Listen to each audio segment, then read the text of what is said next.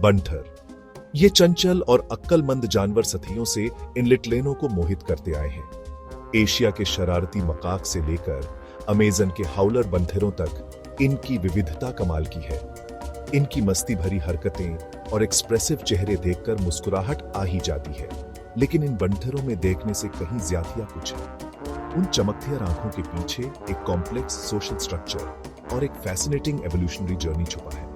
हमारे little Thai और बंठरों की दिलचस्प दुनिया में डुबकी लगाई। हम इनके जीवन के रहस्यों, इनके एवोल्यूशन और हमारे ग्रह के इकोसिस्टम्स में इनके जरूरी रोल के बारे में जानेंगे। इन फैसिनेटिंग प्रीमेटिस की अद्भुत दुनिया एक्सप्लोर करने के लिए तैयार हो जाइए। घने रेन फॉरेस्ट से लेकर अफ्रीकन सवाना तक बंठरों ने कई तरह के एनवायरनमेंट्स में खुद को ढाल लिया है। इनकी इंटेलिजेंस, इनके सोशल स्ट्रक्चर्स और नेचर के नाजुक बैलेंस में इनकी इंपॉर्टेंस देखकर आप हैरान रह जाएंगे।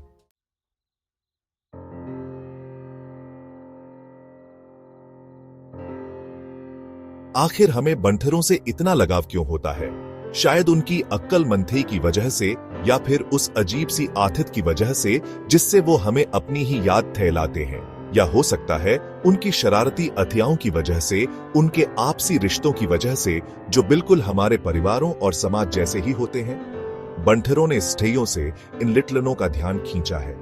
चाहे कोई भी संस्कृति हो, पौराणिक कथाओं, धर्मों और लोक कथाओं में इनका जिक्र जरूर मिलता है।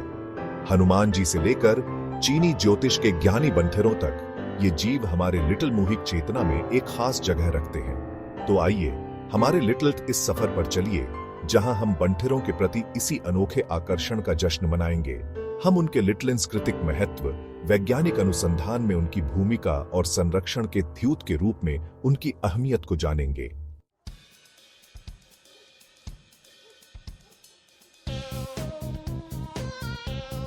बंठर बहुत ही मिलन लिटलर जानवर होते हैं।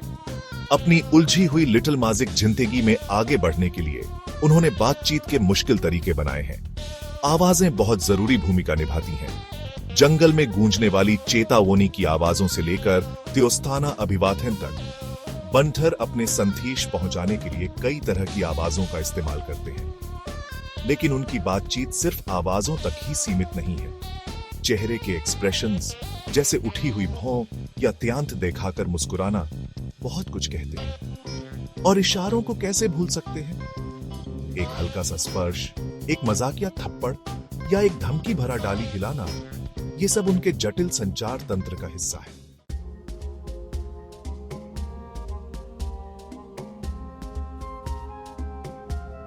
बंठरों में कमाल का अडेप्टेबिलिटी होता है। ये लश रेन फॉरेस्ट से लेकर एरिड सवानास तक कई तरह के हैबिटेट्स में सक्सेसफुली रह लेते हैं। आर्बोरियल मंकीज जैसे स्पाइडर मंकीज अपने ट्री टॉप डोमेन्स के मास्टर होते हैं। इनके लंबे लिम्स और प्रिहेंसल टेल्स की मदद से ये कैनोपी में आलिटनी से मूव कर पाते हैं। टेरेस्ट्रियल मंकीज जैसे बैबून्स जमीन पर रहने के लिए अडेप्ट हो गए हैं। खुले लैंडस्केप्स में थ्योरने और फॉरेजिंग के लिए इनके स्ट्रॉन्ग लेग्स होते हैं। पेड़ों पर स्विंग करें या सवानास में रोम करें, बंठरों ने अपने रिस्पेक्टिव एनवायरनमेंट्स में थ्राइव करने के लिए इंप्रेसिव स्किल्स और एडेप्टेशंस डेवलप किए हैं। कुछ स्पीसीज तो रिमार्केबल टूल यूजिंग एबिलिटीज भी दिखाते हैं, जिससे इनकी इंटेलिजेंस और एडेप्टेबिलिटी पता चलती है।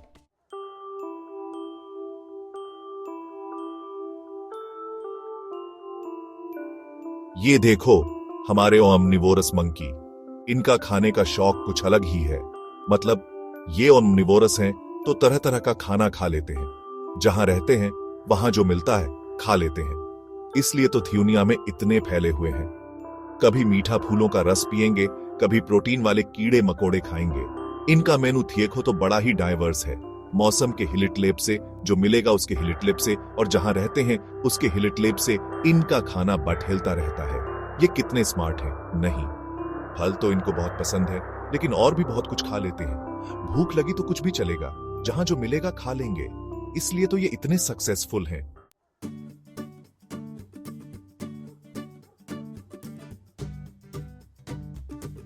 जंगल के फल एक मीठा खाजा।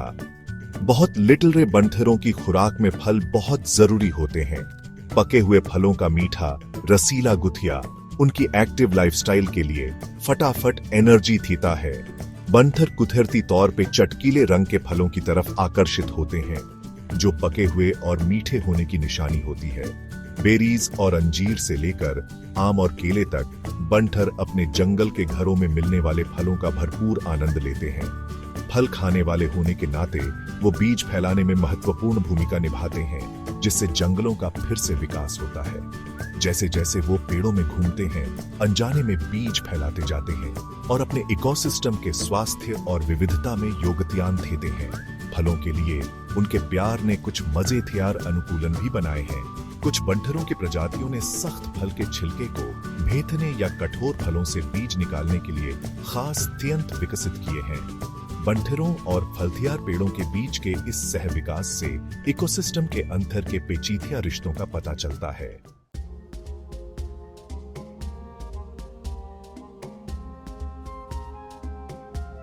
सेक्शन 4, पानी की तलाश, प्यास बुझाने के वेज।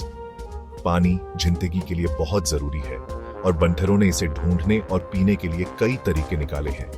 घने जंगलों में बंठर नदियों, पोखरों और यहां तक कि पत्तों पर जमी ओस से अपनी प्यास बुझाते हैं। अपनी चतुराई से वो खुद को हाइड्रेटेड रखते हैं। सूखे इलाकों में बंठरों ने अपने खाने से नमी लेने का तरीका सीखा है। पानी की जरूरत पूरी करने के लिए ये रसीले फल और पानी से भरपूर पौधे खाते हैं। ये तरीका सूखे इलाकों में उनके जिंदगियां रहने के लिए बहुत जरूरी है। कुछ बंठरों को अपने आसपास के बारे में अच्छी जानकारी होती है और उन्हें पता होता है कि सबसे ज्यादा सूखे मौसम में भी पानी कहाँ मिलेगा।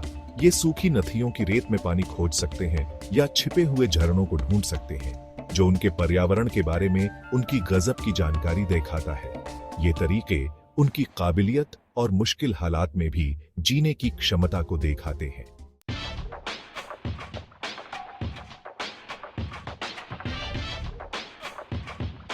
सेक्शन 1, पेड़ों की थ्यूनिया, रेन फॉरेस्ट के बंठर। जब हम बंठरों के बारे में सोचते हैं तो हरे भरे घने रेन फॉरेस्ट की तस्वीर अक्सर दिमाग में आती है और सही भी है। रेन फॉरेस्ट जिंदगी से भरपूर होते हैं। कई बंठर प्रजातियों के लिए एक आदर्श घर प्रदान करते हैं। ये पेड़ों पर रहने वाले कलाकार पेड़ों के बीच जिंदगी के लिए पूरी तरह से ढल गए हैं। इनके लंबे हाथ, पैर और पूंछ एक एक्स्ट्रा हाथ की तरह इन्हें पेड़ों की जटिल शाखाओं के बीच एलिटलनी से घूमने फिरने में मदद करते हैं। ये झूलते हैं, उड़ान भरते हैं और चढ़ते हैं। खाना ढूंढने और मिलने जुलने के लिए रेन फॉरेस्ट की छतरी में एलिटलनी से घूमते हैं। रेन फॉरेस्ट इन भूखे प्राइमेट्स के लिए एक समृद्ध और विविध बूफे प्रदान करता है। रसीले फलों और कोमल पत्तियों से लेकर पत्तियों के बीच छिपे प्रोटीन युक्त कीड़ों तक एक चालाक बंठर के लिए खाने की कोई कमी नहीं है। रेन फॉरेस्ट की निरंतर गर्मी और नमी पौधों और कीड़ों के जीवन के विकास के लिए आदर्श परिस्थितियां प्रदान करती है, जिससे इसके बंठर निवासियों के लिए लिटल भर की आवत सुनिश्चित होती है। हालांकि रेन फॉरेस्ट में जिंदगी बिना चुनौतियों के नहीं है। बड़े और छोटे तीनों तरह के शिकारी परछाई में घात लगाए रहते हैं और संरक्षित धनों के लिए प्रतिस्पर्धा भयंकर हो सकती है। बंठरों ने किसी और का खाना बनने से बचने के लिए गहरी इंद्रियां और तेज प्रतिक्रियाएं विकसित की हैं। उन्होंने अपनी लिटिल मैजिक थ्यूनिया में घूमने और खतरे से एक कदम आगे रहने के लिए आवाजों, हाव भावों और चेहरे के भावों की एक जटिल प्रणाली का उपयोग करके संचार की कला में भी महारत हासिल की है।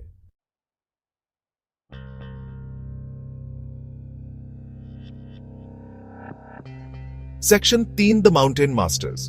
ज्यादातर बंठरों को गर्मा गर्म जंगल और सवाना पसंद है, लेकिन कुछ बंठर ऐसे भी हैं जो ठंडी हवाओं, पथरीले इलाकों और कम पेड़ पौधों वाले पहाड़ों में रहते हैं। इन ऊंचे पहाड़ों में रहना एलिटलेन नहीं है। यहाँ जिंदगियां रहने के लिए कुछ खास हुनर चाहिए। सबसे मशहूर पहाड़ी बंठरों में से एक है जापानी मैकाक, जिसे स्नो मंकी भी कहते हैं। ये बंठर कड़क सर्दियों में भी जिंदगियां रह लेते हैं, जहां तापमान 0 से भी नीचे चला जाता है। इनके घने बाल इन्हें ठंड से बचाते हैं और बर्फ के नीचे भी ये खाना ढूंढ लेते हैं। पहाड़ी बंठरों को ठंड बिल्कुल नहीं लगती। सर्दियों में ये गर्म पानी के कुंड में बैठकर ठंड भगाते हैं। ये एक दूसरे का बहुत ख्याल रखते हैं, एक दूसरे को गर्मी देते हैं और मुश्किल समय में एक दूसरे की मदद करते हैं। पहाड़ों में जिंदगियां रहने के लिए आपको होशियार और मजबूत होना पड़ता है। ऊंची चढ़ाई चढ़ना, पत्थरों में छुपना और कम खाने में गुजारा करना, ये सब पहाड़ों में जिंदगियां रहने के लिए जरूरी है। ये माउंटेन मास्टर्स दिखाते हैं कि बंदर कितने समझदार होते हैं और मुश्किल से मुश्किल जगह पर भी जिंदा रह सकते हैं।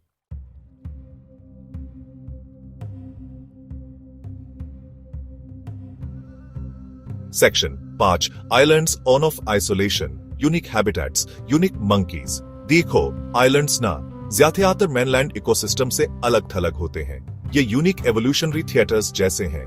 हजारों ईयर्सों में इन आइलैंड्स पे रहने वाले मंकीज ने अपने आप को वहां के हिलिट से ढाल लिया है, बिल्कुल अपने आइसोलेटेड वर्ल्ड के हिलिट से।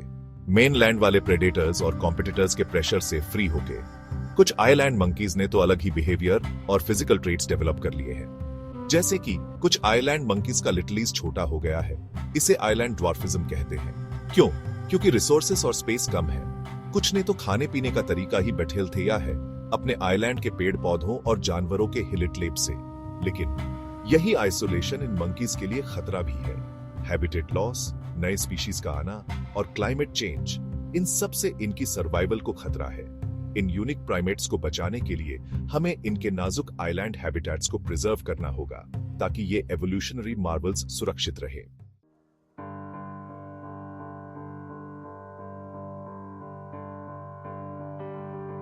डीप टेम प्राइमेट वंश का पता लगाना। बंदरों के एवोल्यूशनरी हिस्ट्री का सफर हमें लाखों लिटरल पीछे ले जाता है। उस समय में जब पृथ्वी बहुत अलग देखती थी। एक ऐसी थ्यूनिया की कल्पना करो जिसमें डायनासोर्स का राज था, जहां हमारे मैमलियन एंसेस्टर्स अब भी अपनी जगह बनाना शुरू कर रहे थे। लगभग 65 मिलियन ईयर्स अगो इसी युग में प्राइमेट एवोल्यूशन के बीज बोए गए थे। डायनासोर्स के विलुप्त होने से जीवित प्रजातियों के लिए नए अवसर पैदा हुए। इनमें से कुछ सर्वाइवर्स छोटे श्रू जैसे मैमल्स थे जिनमें कुछ खास ट्रेट्स थे, ग्रास्पिंग हैंड्स एंड फीट, अच्छी विजन और रिलेटिवली लार्ज ब्रेन्स। पेड़ों पर जीवन के लिए बेनिफिट्स मंद ये ट्रेट्स प्राइमेट एवोल्यूशन की नींव बनेंगे। लाखों ईयर्सों में ये अर्ली प्राइमेट्स डाइवर्सिफाई हुए, पेड़ों पर जीवन के लिए अडेप्ट हुए।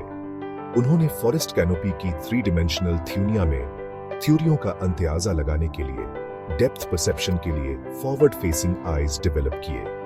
उनके ग्रास्पिंग हैंड्स एंड फीट और रिफाइंड हुए, जिससे वे ब्रांचेस पर क्लिंग कर पाए और ऑब्जेक्ट्स को ज्यादा डेक्सटेरिटी से मैनिपुलेट कर पाए।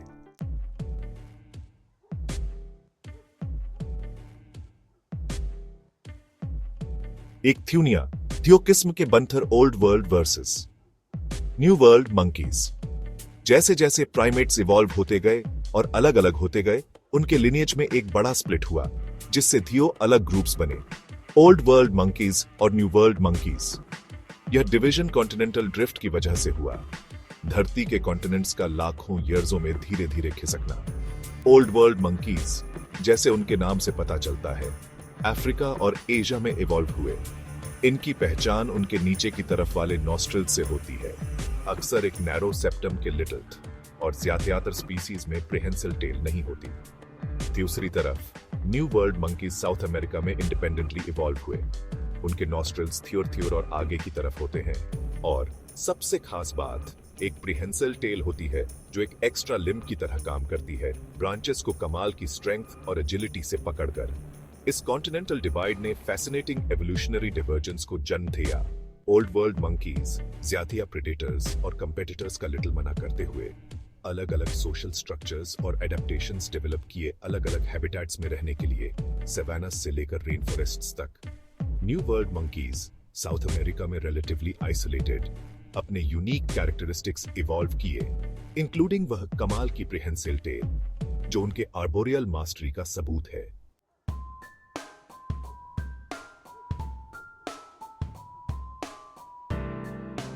प्रीहेन लिटिल टेल एक नई थ्यूनिया का कमाल। ये प्रीहेन लिटिल टेल ज्यादातर न्यू वर्ल्ड मंकीज की खास पहचान एवोल्यूशन का एक अजूबा है। ये खास पूंछ एक एक्स्ट्रा लिम्ब की तरह काम करती है, पेड़ों में कमाल की एजिलिटी और स्टेबिलिटी देती है। सोचो, तुम्हारे पास 5वां हाथ हो, तुम्हारे बाजुओं जितना मजबूत, जो ब्रांचेस को हाथों जैसी पकड़ से पकड़ सके। ये है प्रीहेंसाइल टेल की ताकत। ये एक्स्ट्रॉर्डिनरी टेल सिर्फ बैलेंस करने के लिए नहीं है, ये एक बहुत सेंसिटिव और वर्सेटाइल टूल है।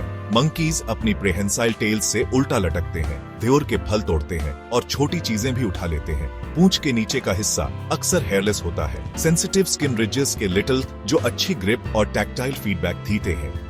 इस एवोल्यूशनरी इनोवेशन ने न्यू वर्ल्ड मंकीज को आर्बोरियल वर्ल्ड में थ्राइव करने में मदद की है। उनकी प्रिहेंसिल टेल्स एक्स्ट्रा सेफ्टी और सिक्योरिटी थीटी है, जिससे वो ब्रांचेस के कॉम्प्लेक्स नेटवर्क में कॉन्फिडेंस से घूम सकते हैं। इन मंकीज के लिए रेन फॉरेस्ट कैनोपी सिर्फ उनका घर नहीं है, ये उनका प्लेग्राउंड है जहां वो स्विंग करते हैं, लीप करते हैं और एक्सप्लोर करते हैं कमाल के ग्रेस और एजिलिटी के लिटिल्थ।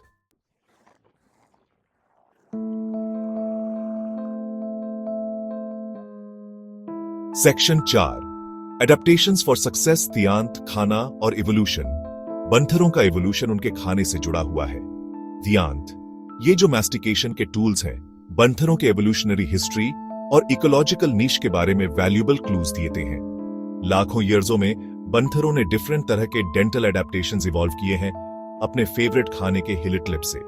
कुछ बंथर जैसे हाउलर मंकीज के स्पेशल तियंत होते हैं कड़क पत्ते पीसने के लिए। उनके मोलर्स देखने में छोटे मिलस्टोन्स जैसे लगते हैं। दूसरे जैसे फ्रूट खाने वाले स्पाइडर मंकीज के तेज इंसाइजर्स होते हैं फलों के छिलके को काटने के लिए, और छपट्टे मोलर्स होते हैं फलों के गूठी को क्रश करने के लिए। बंथर के टीथों का आकार और साइज उनके सोशल बिहेवियर के बारे में भी क्लूज दे सकता है। उदाहरण के लिए नर बैबून्स, जिनके बड़े कैनाइन्स होते हैं, अपने ट्रूप्स में डोमिनेंस एस्टैब्लिश करने के लिए अग्रेसिव डिस्प्लेस करते हैं। ये कैनाइन टीथ ज्यादातर इंटिमिडेशन के लिए यूज होते हैं, लेकिन प्रेडेटर से बचाव के लिए भी इफेक्टिव टूल्स हैं।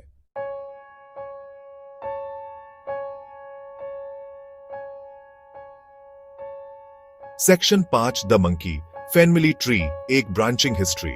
मंकीज का फैमिली ट्री ना बहुत ही कॉम्प्लेक्स और इंटरेस्टिंग है। लाखों ईयर्सों के एवोल्यूशन से बना है ये।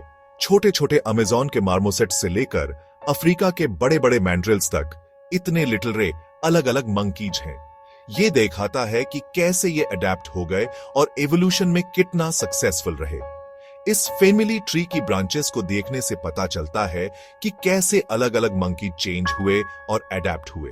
देखो कैसे अलग अलग मंकीज ने अपने हिलिट लिप से खास चीजें डेवलप की, जैसे स्पाइडर मंकीज के लंबे हाथ पेड़ों पर झूलने के लिए परफेक्ट, और बैबून्स का स्ट्रॉन्ग बॉडी जमीन पर रहने के लिए।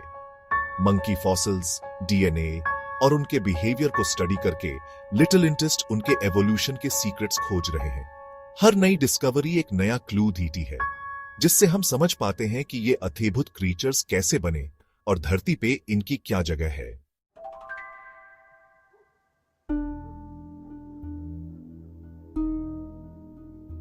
जंगल के माली बीज फैलाने वाले बंथर अपनी फल खाने की आदत के लिटलिथ अपने जंगल के घरों के माली की तरह काम करते हैं। जैसे ही वो पेड़ों पर घूमते हैं, पके फल खाते हैं, वो अनजाने में अपने पेट में बीज लेकर जाते हैं और उन्हें ध्योर थ्योर तक फैलाते हैं। ये आलिटलन सा काम जंगलों की सेहत और नए पेड़ उगाने के लिए बहुत जरूरी है। सोचो, एक बंथर रसीला अंजीर खा रहा है, उसके छोटे छोटे बीज मीठे गूठे में छुपे हुए हैं। जैसे ही बंथर घूमता है, ये बीज उसके लिटिल सफर करते हैं, उसके पेट से बिना किसी नुक्लिटलन के गुजरते हैं।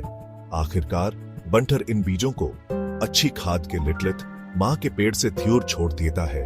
ये फैलाव कई कारणों से महत्वपूर्ण है। ये पौधों को ज्यादा पास पास उगने से रोकता है, जिससे उन्हें बढ़ने का बेहतर मौका मिलता है।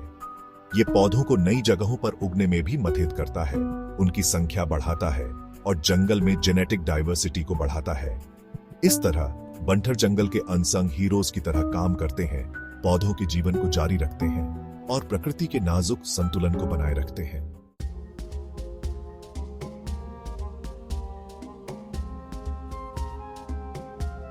कुदरती पेस्ट कंट्रोल, कीड़े मकोड़ों पर नजर।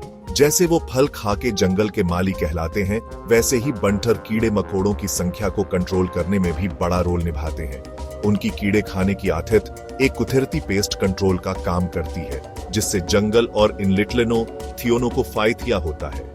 सोचो, कितने लिटिल रे कैटरपिलर किसी जरूरी पेड़ के पत्ते खा रहे हैं, और तभी आता है बंथर, जो कुदरती शिकारी है और जिसे ये प्रोटीन वाले नाश्ते बहुत पसंद है। जैसे ही बंथर पत्तों के बीच खाना ढूंढता है, वो अनगिनत कीड़े खा जाता है, उनकी संख्या कम रखता है और जंगल को बड़े नुक्लिटलन से बचाता है। इस कुदरती पेस्ट कंट्रोल के कई फायदे हैं। इससे जहरीले केमिकल वाले पेस्टिलिटलेट्स की जरूरत कम होती है, जो बेनिफिट्समंद कीड़ों को नुक्लिटलिन पहुंचा सकते हैं और पर्यावरण को भी गंठिया करते हैं। कीड़ों की संख्या को बैलेंस रखकर बंठर पूरे जंगल को हेल्थी और मजबूत बनाने में मदद करते हैं।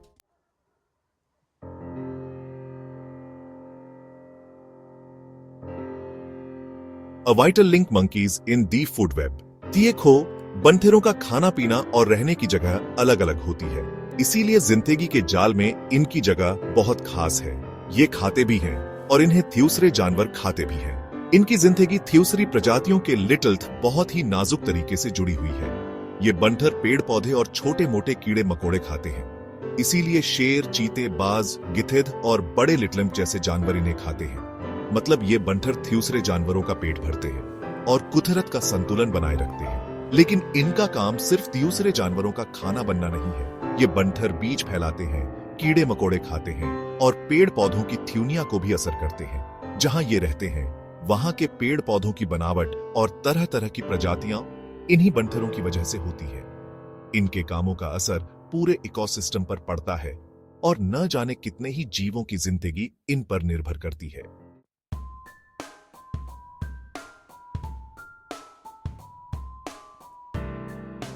बंठरों का हमारे कल्चर में हमेशा से एक खास जगह रही है। पूरी थ्यूनिया में पुराने जमाने की कहानियों से लेकर आजकल की स्टोरीज तक ये स्मार्ट और अक्सर शरारती जीव हमारे थीलो थीमाग में बस गए हैं। हमारी मान्यताओं, आदर्शों और कुदरत को समझने के तरीके से जुड़ गए हैं। कई कल्चर्स में बंठरों को शरारती माना जाता है। उनकी चतुराई और फुर्ती अक्सर चालाकी और शरारत से जोड़ी जाती है। उन्हें अक्सर होशियार प्रॉब्लम सॉल्वर्स के रूप में दिखाया जाता है, जो सबसे जबरदस्त दुश्मनों को भी मात दे सकते हैं। फिर भी उनके कामों के कभी कभी अनचाही नतीजे भी हो सकते हैं। अफ्रीकन लोक कथाओं में बंठर अक्सर ऐसी कहानियों में होते हैं जो नैतिक सबक सिखाती है या प्राकृतिक घटनाओं को समझाती है। उन्हें बुद्धिमान बुजुर्गों, शरारती आत्माओं या इन लिटलनों के पूर्वजों के रूप में भी दिखाया जा सकता है। उनकी कहानियां अक्सर इन लिटलनों और प्रकृति के बीच के करीबी रिश्ते को दर्शाती है, सम्मान, संतुलन और समझ के महत्व पर जोर देती है।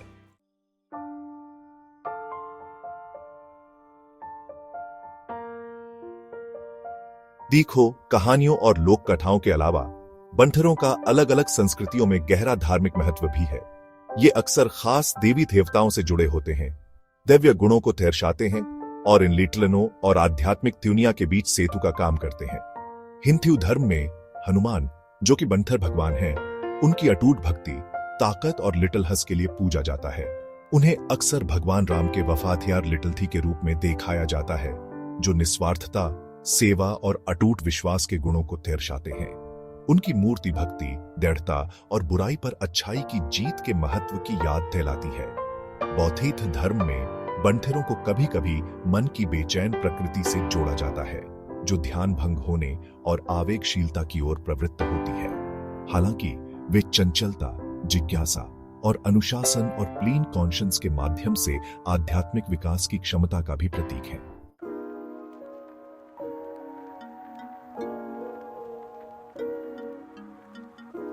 बंठरों की ये अट्रैक्शन सिर्फ मिथोलॉजी और रिलीजन तक ही सीमित नहीं है, बल्कि ये अलग अलग कल्चर्स और टाइम पीरियड्स में आर्ट और लिटरेचर में भी देखती है।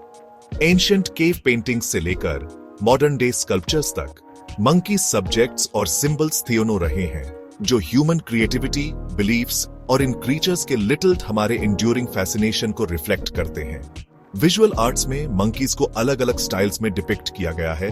उनकी प्लेफुल नेचर, उनकी ह्यूमन लाइक क्वालिटीज और कभी कभी उनके मोर मेनेसिंग एस्पेक्ट्स को कैप्चर करते हुए वो सैटिरिकल पेंटिंग्स में मिस्चीवस फिगर्स के रूप में, एशियन आर्ट में विजडम और लॉन्जेविटी के सिंबल्स के रूप में या नेचर के वाइल्ड और अनटेम्ड एस्पेक्ट्स के रिप्रेजेंटेशंस के रूप में दिखाई दे सकते हैं। लिटरेचर में मंकीज ने डाइवर्स रोल्स निभाए हैं, कनिंग ट्रिक्स्टर्स से लेकर वाइज कंपेनियंस तक। वे अक्सर ह्यूमन नेचर के मिरर्स के रूप में काम करते हैं, हमारी अपनी कॉम्प्लेक्सिटीज, फ्लॉज और एस्पिरेशंस को रिफ्लेक्ट करते हैं, फिर चाहे रियलिस्टिकली या एंथ्रोपोमॉर्फिकली पोर्ट्रे किया गया हो। मंकीज अपनी इंटेलिजेंस, अडेप्टेबिलिटी और वेब ऑफ लाइफ में अपनी यूनिक प्लेस के लिटिल हमें कैप्टिवेट करते रहते हैं।